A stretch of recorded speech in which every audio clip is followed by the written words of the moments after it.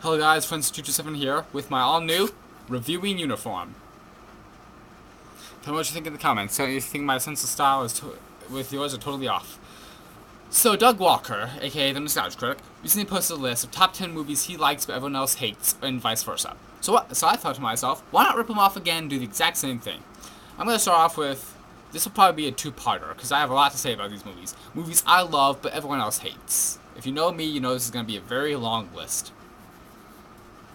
Let's stop wasting time and get right to it. Number 10, Terminator 3: Rise of the Machines. This is one of those movies where I didn't watch the previous two before this, and having watched it, I do agree Terminator and Terminator 2 are excellent movies. They're great classics. But I thought Terminator 3 was a worthy hold-up to that. It had some very cool creative action sequences. We had some very cool stuff, like a female Terminator. That was really cool. That was both liquid metal and robot inside. That was a pretty cool creative idea. And it was great to see Arnold back as a Terminator. That's always fun. Arnold's always good to see again. No, I have not seen The Expendables. But I thought Terminator 3 was a worthy hold-up. It was a good, fun, cool action movie, and well, that's it. And know what a lot of people don't like about this movie is that Judgment Day actually happened at the end, and well, that's a cool, bold move to take, having the world pretty much end in a big summer blockbuster. And you don't see that in a lot of movies nowadays. I mean, most movies have happy endings, but this one does not. And I thought that was a cool, bold, original step. Number 9, Hulk. Ang Lee's Hulk. I've talked about this movie before, and I admit, when I first saw this movie, I was on the bandwagon. I thought that this movie sucked, and this movie was truly awful, and it didn't make a whole lot of sense, but after I watched it again and again and again, and I finally realized that it's actually not a pretty good movie. I mean, the problem with this movie, everyone was going into it expecting a big, fun summer action movie, and we got a dark, serious, gritty drama about a guy's damaged psyche and the inner struggle that was going on in his head between man and monster. And as that, it's a good movie. It genuinely is.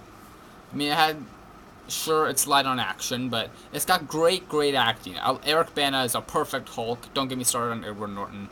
Jennifer Connelly is great. I like her. Nick Nolte is, well, he always plays a bad guy, let's face it. Sam Elliott is a perfect General Ross. I mean, and Josh Lucas. Josh Lucas is just an ultimate badass. But if you go into it expecting one thing, expecting what it is, then you'll probably get a good movie. Same thing with this next movie, number 8, Skyline. I mean, this was a movie that was, in my opinion, very poorly marketed. It was marketed as like a sci-fi action-adventure movie in the vein of Independence Day, when in reality it's a sci-fi horror movie in the vein of Cloverfield, The War of the Worlds. Because it was a horror film, and everyone was going into it expecting fun, just leave the brain at the door sci-fi movie. And that's not what we got. But again, go into it. I went into this with mixed expectations. I didn't quite know what to expect for this, but I did like it. I honestly did, mainly because it did its job and it actually did scare me a few times. It has genuine thrills and chills and a very killer ending. It has some spectacular effects, and I love movies that just all take place in one location. Movies like Buried or Alien or 127 Hours. And this one, I love the fact that outside is like all this crazy danger. If you go out there, you're pretty much screwed. Like, you both want to see what's going on out there, and you're just like, just stay inside. You don't want to see what's going on out there. It's a very fine line. And I honestly liked the ending, because I thought it was pretty cool. It was a very interesting and original idea. Again, this is not a movie with a happy ending. But, this was cool. Number 7, Stealth. I read a review of this movie that called it the worst movie of the summer.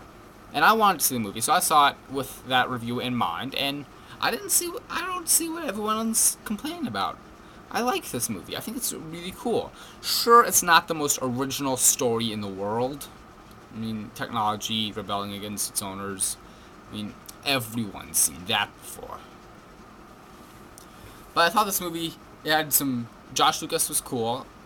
It was really cool, some really cool action scenes. The idea of like fighter jets, the effects in this movie were amazing. You really felt like you were in the cockpit and really flying around. And I know normally I hate movies in 3D, but I wish this movie had come out during the 3D craze and we saw this in 3D, because that would have been so cool.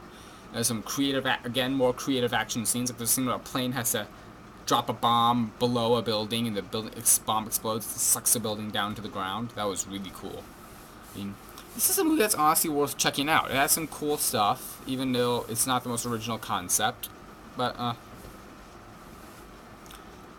and it's not all just goofy, leave your brain at the door action. It has some smarts, it has some really interesting drama in there, and it's worth a shot.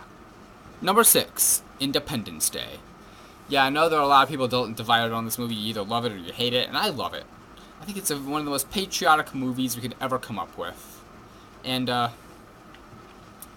again, not a totally original story, alien invasions and everything, but... And I'm fairly convinced this movie has the highest body count in film history. Like, they just kill billions of people, not to mention a whole alien race. I have a big debate going on about that, whether this movie has the highest body count. What movie do you think has the highest body count? Post it in the comments. But I think it's a genuine fun action flick. And again, it does have some serious drama here and there, like with a president's wife dying. Spoiler alert. Sorry, I need to learn to say it first. I'm all screwed up now. And,